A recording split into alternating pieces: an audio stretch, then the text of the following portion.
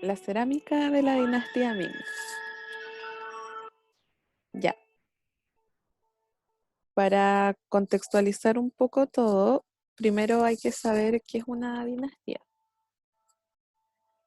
Una dinastía se define como una serie de leyes o de soberanos de una misma familia. Estos se mantendrán en el gobierno hasta ser desplazados por otra familia nueva.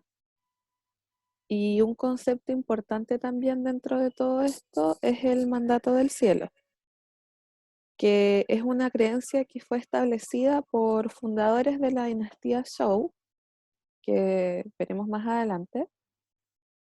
Y aquí dice que el cielo concede el derecho divino de gobernar a quienes sean moralmente dignos. Existe un patrón con respecto a las dinastías chinas. A este se le denomina el ciclo dinástico. Una dinastía comienza siendo fundada y formada por un líder poderoso y virtuoso. Este líder es bendecido por el mandato del cielo. Luego viene un periodo de poder y de prosperidad. Las cosechas son abundantes, las artes florecen y el pueblo vive en paz. Pero al pasar del tiempo, los gobernantes empiezan a ser corruptos. Hay guerras y hay desastres naturales. Estos vienen como advertencia. Si el emperador decide ignorar el peligro, el pueblo va a sufrir y colapsar, lo que va a llevar a una rebelión y guerras en el que el poder pasa a otra persona, y de nuevo volvemos acá, a quien se le transmite el derecho mandato celestial y así es como comienza una nueva dinastía. Usualmente este mandato celestial se transmite a través de señales divinas.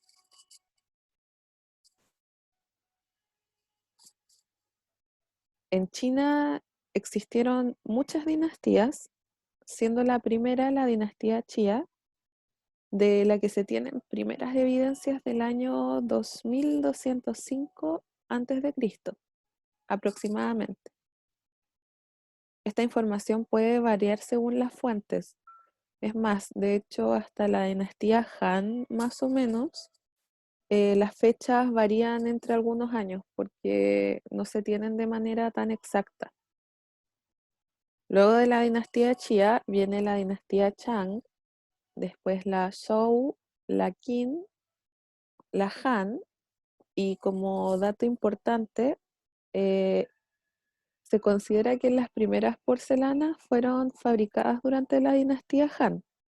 Por lo tanto, se les atribuye el descubrimiento y la creación de la porcelana china a este periodo. Después vienen las 6 dinastías, la dinastía Sui y la dinastía Tang. Luego, porque son muchas, vienen las 5 dinastías, la dinastía Song, la dinastía Yuan, la dinastía Ming y la dinastía Qing. La dinastía Ming comienza en el año 1368 y termina en el año 1644 después de Cristo. Es la penúltima dinastía en China y es considerada por muchos como la época dorada de las dinastías. Ahora, ¿cómo llegamos a la dinastía Ming desde la dinastía Yuan? En los años finales de la dinastía Yuan fueron marcados por crisis económicas y desórdenes sociales. La ruina de muchos campesinos condujo al estallido de numerosas revueltas, siendo la más importante la de 1351, que estuvo protagonizada por los turbantes rojos, que son los que están aquí. Este grupo fue adquiriendo protagonismo, dentro de este grupo adquirió protagonismo Xu Yuansang, que es el señor que sale acá. Luego de una serie de disputas por el control de China, en 1363, Xu Yangsan, junto a sus tropas, resultaron vencedores. Después de muchos años, comenzaron tomando el poder en el sur y avanzando hacia el norte, para que ya en 1368, que fue cuando comenzó la dinastía Ming, Xiu se declarara emperador al quitarle el puesto al último emperador Yuan, que es este señor de acá llamado Togón Temur.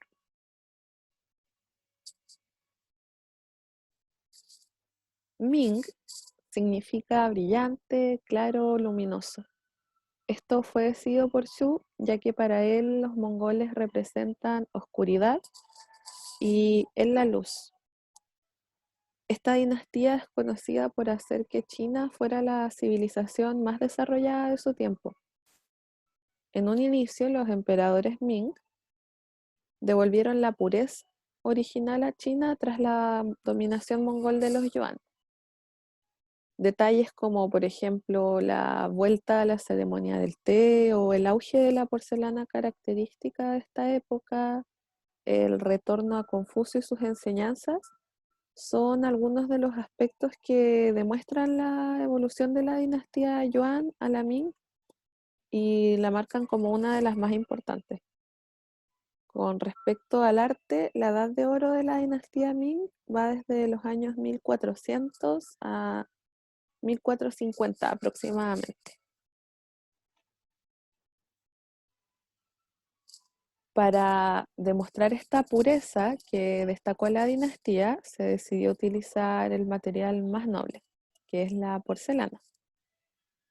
En el siglo XII se fundó en la ciudad de Jingdezhen un departamento exclusivo para la cerámica. Una vez que llegó al poder la dinastía Ming, ahí mismo se construyó una fábrica dedicada solamente a la porcelana. Más allá de su carácter decorativo, uno de los aspectos más importantes era la durabilidad de la porcelana, ya que esto estaba ligado a la eternidad, que era el objetivo en el fondo de los emperadores, el no ser olvidados. Algo importante sobre la porcelana de la dinastía Ming era su fineza, en el sentido de que si bien en otras épocas y zonas geográficas se fabricaban piezas de porcelana, no llegaban a tener la calidad de la de esta dinastía, que fue descrita como casi tan transparente como el vidrio. Para lograr estos diseños azules característicos, el pigmento era transportado por vía marítima desde el Golfo Pérsico. De allí pasaba por el norte de Sumatra para llegar probablemente directo a Xuanzhou, que era el puerto principal a fines del primer cuarto del siglo XIV. Este óxido azul era conocido como Sulimani o azul mohamedano por mercaderes de la región. Como en un comienzo la gente no estaba acostumbrada a trabajar con la intensidad de este color, aparecían manchas negras o cobrizas en la superficie de algunas áreas de las piezas, hasta que con el tiempo la técnica fue mejorando. Luego la pieza sin cocer se pintaba para finalmente ser metida al horno.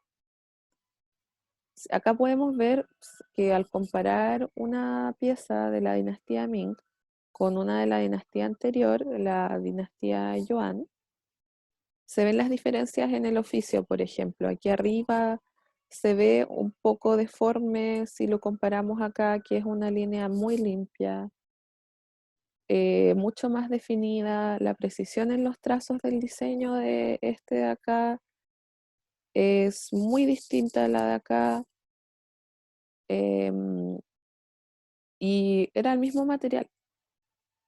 Otro aspecto también sobre la porcelana de la dinastía Ming es que envió un mensaje sobre la política, la económica y la estética de esa época, que vamos a ver más adelante.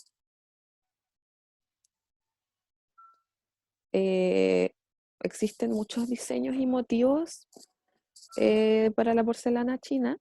Uno de los más recurrentes en el arte en general también es el dragón. Y esto no es al azar, ya que el dragón es utilizado como un símbolo de autoridad imperial, de fuerza y de vitalidad. También representa el poder celestial, el conocimiento y la salud. Es decir, que los emperadores eran relacionados con un dragón. En este jarrón podemos ver un dragón entre las nubes que puede ser relacionado con el poder celestial que adquirían los emperadores al ser bendecidos con el mandato del cielo que vimos antes. A su vez, esto también simboliza la supremacía del emperador por sobre los súbditos. Otro detalle súper importante es que los dragones imperiales, como este de acá o este de acá, tienen 5 garras y no 4. Esto los diferencia de los dragones comunes y corrientes. En esta caja también, que quise incluirla porque para ver que también en cosas que no eran porcelana, no eran cerámica, los dragones eran muy importantes porque se incluían hasta en los más pequeños detalles.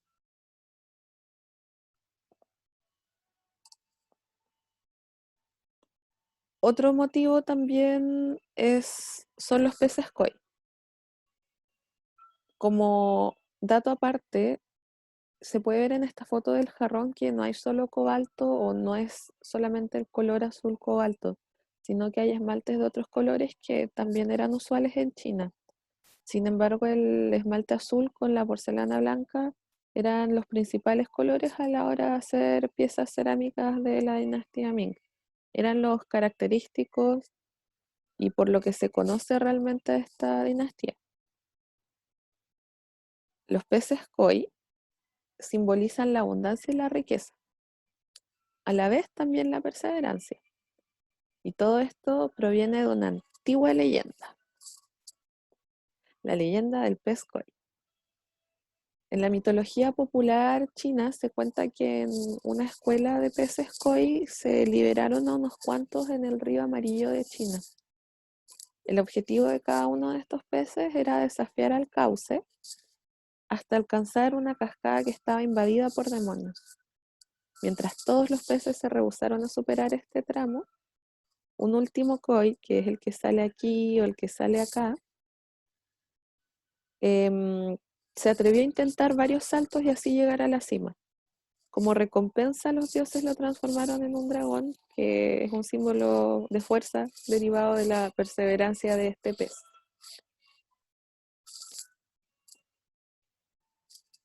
También la cultura tradicional china cree que las flores de loto, súper comunes en los diseños de la porcelana, es un símbolo de virtudes nobles como la pureza y la honestidad.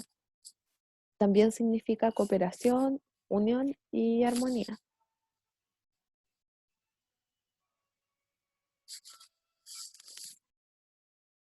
La evolución en la porcelana china es súper notable.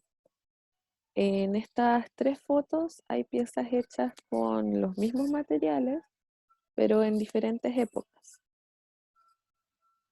Aquí está la de la dinastía Yuan. Comienzos de la Ming es esta y términos también de la dinastía Ming. Como se puede ver, hay cambios en formas, en diseños y en oficio. En la época Yuan, que es la época antes de la dinastía Ming, eran piezas más bien decorativas y ornamentales. A medida que iba avanzando la dinastía Ming, los motivos se hacían con el fin de tener un significado y contar una historia. A la vez también interactúan con la forma de la pieza.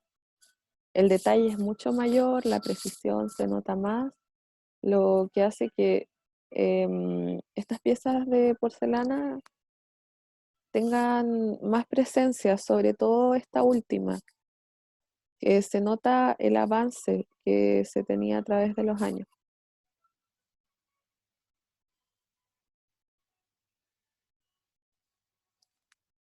Los gobiernos y su relación con la cerámica, que esto es lo que influye a esto que pasa acá, porque los cambios que tiene cada una no son porque sí. En el gobierno de Xu Yuanzhang, que es el primer emperador de la dinastía Ming, las importaciones de este pigmento azul cesaron durante un tiempo. Esto produjo que el tono de las piezas sea mucho más leve, ya que se mezclaba lo poco que les quedaba con cobalto local o simplemente usaban menos. Se dejan también espacios en blanco, como se puede ver acá o como se puede ver aquí arriba en esta foto de la izquierda acá abajito. Em, Al momento de pintar cada flor para así crear un efecto de tridimensionalidad sin la necesidad de usar más pigmento para hacer sombras, porque el pigmento en ese tiempo no era algo que sobrara. Para ejecutar bien estas técnicas eran necesarios pinceles muy finos. Estas fotos de acá son de una colección que tiene el Museo Británico.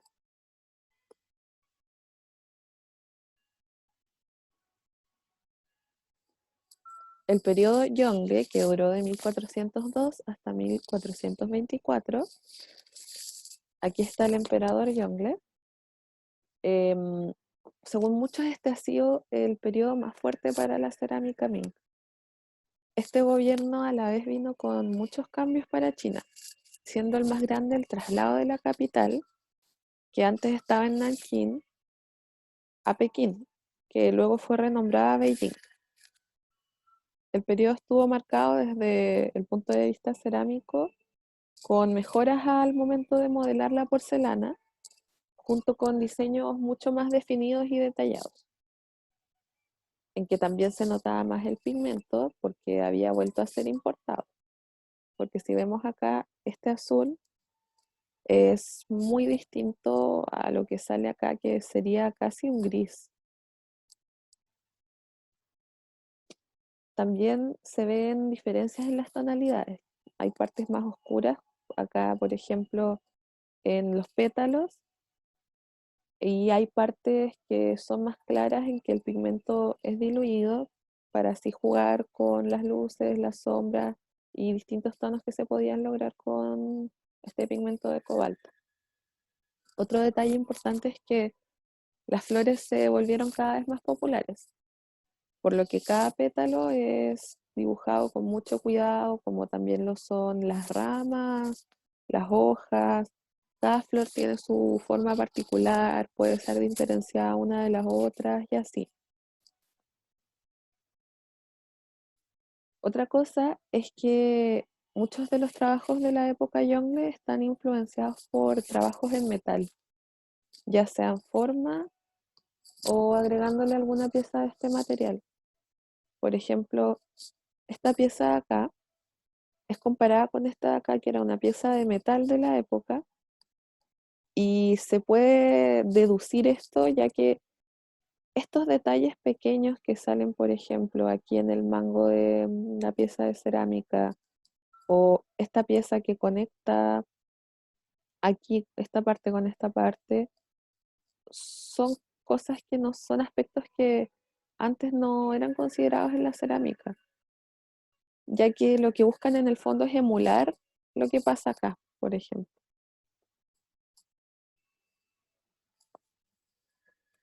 A mediados del siglo XV, los diseños de las piezas dejan de ser decorativos y crean relatos a partir del dibujo. Las flores y los motivos ahora son acompañados por dibujos de personas, por escenas súper ilustrativas, llenas de detalles y personajes que están realizando acciones. Usualmente se dibujaba a los emperadores, eh, o también a los emperadores junto con sus súbditos, con sus sirvientes y escenas de ese estilo.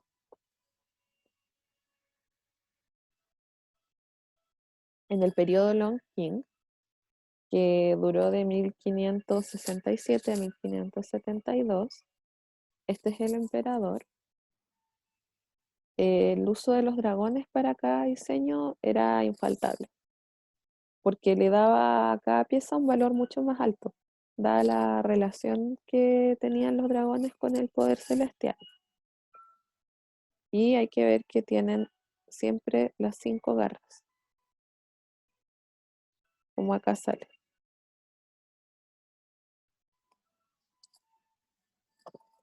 La dinastía Ming tuvo muchos logros a nivel económico, artístico, arquitectónico, también en la poesía. Y uno de los más reconocidos es el término de la construcción de la muralla china. Si bien ya una parte estaba construida desde antes en la dinastía Ming, se hizo una ampliación de la muralla china y se construyeron todos los kilómetros que conocemos hoy en día. La muralla se construyó para defender al país de los invasores mongoles. Tiene más de 4.000 kilómetros de longitud y es Patrimonio Mundial de la UNESCO. Saber esto es súper importante para entender el poder que tenía China en ese entonces. Fue principalmente construida por la fuerza del hombre, ya que la maquinaria en ese entonces y el transporte para la construcción no estaban disponibles. Un solo bloque de roca pesaba alrededor de 1 tonelada y un ladrillo pesaba más de 15 kilos. Ambos estaban hechos de arena sólida.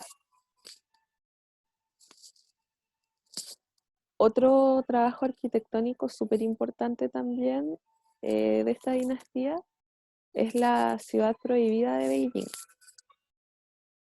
En la ciudad prohibida de Beijing es en la que está inspirada el castillo que aparece en la película de Mulan, que es la que sale acá en la foto. La película de Mulan es esta y el castillo es este. Sirvió como palacio imperial durante la dinastía Ming. Está protegida por la UNESCO y fue residencia de emperadores entre los años 1420 y 1912. Ahora este complejo es un museo. Tiene una colección de arte antiguo y de objetos decorativos de la época.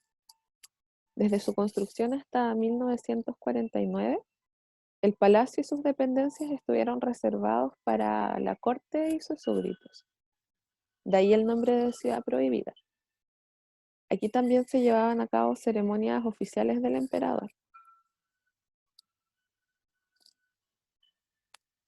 Existe un importante contraste entre estas construcciones gigantes e imponentes, como la Gran Muralla y la Ciudad Prohibida, con algo tan pequeño y delicado como las famosas piezas de porcelana.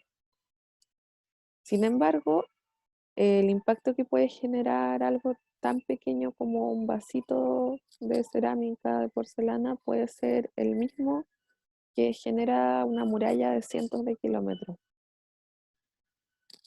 El significado que puede guardar un jarrón pequeño sumado a los símbolos con los diseños y los motivos quiere dar algo a entender muy similar a lo que demuestra la muralla china, por ejemplo, que la dinastía Ming fue poderosa, tan poderosa como para construir algo de 4.000 kilómetros de longitud para protegerse y también es así de poderosa como para fabricar cientos de objetos tan finos, tan detallados, cada uno distinto del otro, que a la vez son súper significativos.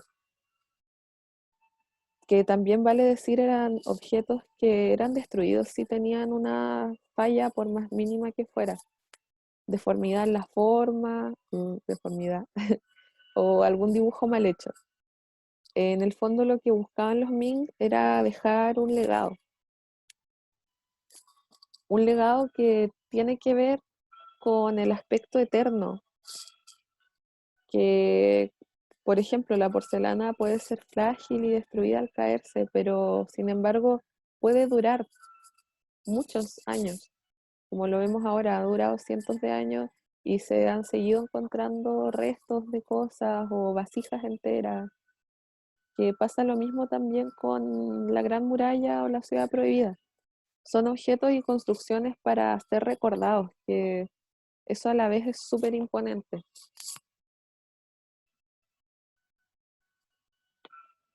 La dinastía Ming acabó en el año 1644 para ser seguida por la dinastía Qing.